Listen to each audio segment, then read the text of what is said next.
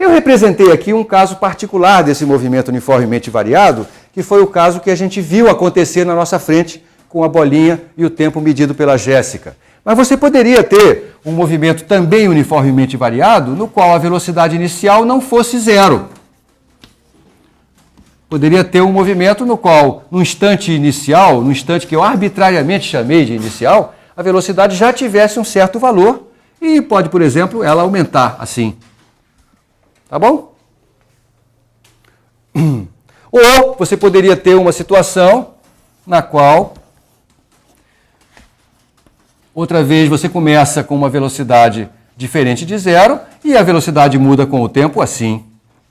Qual é a diferença entre esses dois? Usando a definição de aceleração, eu escolho aqui 2 pontos do gráfico, não é isso? Desenho o famoso triângulo retângulo, aqui tem o meu ΔV, aqui o ΔT. Esse ΔV que aparece aqui é a diferença entre a velocidade final e a inicial. A final é maior do que a inicial, portanto, o ΔV é um número positivo.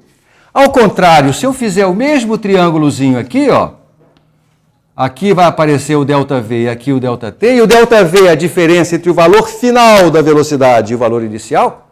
Aqui, como o valor final é menor do que o inicial, ΔV vai ser um número negativo. E, portanto, a aceleração, que é esse quociente, vai ser negativa. Então, aqui nós temos uma situação com aceleração positiva, aqui uma situação com aceleração negativa. Tá certo? Quando eu jogo um giz para cima, ele sai da minha mão com uma certa velocidade inicial. Tá certo? Essa velocidade inicial está aqui, ó, vai diminuindo. Essa velocidade vai diminuindo a partir do valor inicial. Até que no ponto mais alto dessa trajetória, a velocidade é zero. E aí ele passa a descer.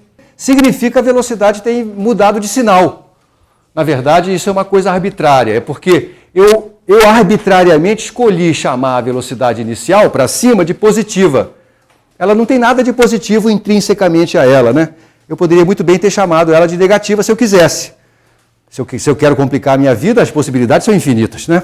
Simplificar é que é difícil, né? Então, se eu jogo o giz para cima, eu quero chamar essa velocidade inicial de positiva. Ela vai diminuindo. No ponto mais alto, ela é zero.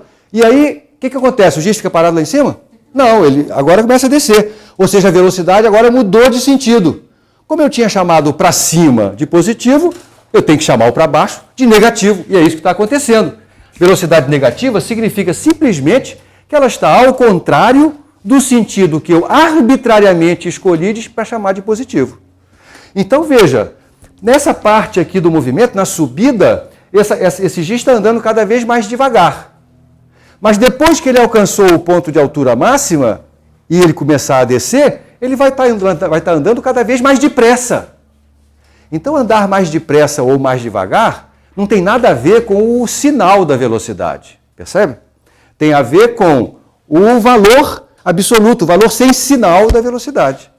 Então, se eu comparar a velocidade, por exemplo, nesse ponto da descida com a velocidade nesse ponto da subida, aqui o objeto está andando mais depressa do que aqui, apesar de aqui a velocidade ser negativa e aqui ser positiva. Então, cuidado, o sinal da velocidade só é uma indicação arbitrária de para onde é que o cara está indo. E é arbitrária porque eu tive que escolher alguém para chamar de positivo, alguém para chamar de meu, e foi assim, né? Eu poderia ter escolhido chamar a velocidade para cima de negativa. Já mencionei que complicar sempre é fácil. Vamos ver como é que vai ficar essa situação. Se eu escolher chamar a velocidade inicial desse movimento de negativa, então ele começa com uma velocidade negativa, está aqui, ó. E agora o que acontece com ela? Olha lá, o que acontece com ela na subida? Ela aumenta do ponto de vista de um número relativo, porque como ela é negativa, né, menos 4, por exemplo, é menor do que menos 2. Então, ela está aumentando do ponto de vista de um número relativo. Mas o objeto está andando cada vez mais devagar. Ele está subindo, na subida ele anda cada vez mais devagar. Tá vendo? Olha só como é que é esse gráfico, então. Aqui é o ponto de altura máxima, aqui ele começa a descer. Aqui a velocidade começou a ficar positiva, porque eu escolhi chamar o para baixo de positivo. Tá certo? Mas esse movimento é exatamente o mesmo que esse. A única diferença que existe é a representação que eu fiz. Então, veja bem, neste caso, a aceleração é negativa e neste aqui? Aqui ela é positiva. Então veja outra vez, assim como no caso da velocidade, o sinal da aceleração é arbitrário, de certa maneira. E o que quer dizer isso é, se eu escolhi chamar para cima de negativo, essa aceleração, de alguma maneira, ela está ao contrário do para cima, ela está para baixo. Todo mundo sabe que a aceleração é essa, né? Não adianta eu esconder de você. Que aceleração é essa aí?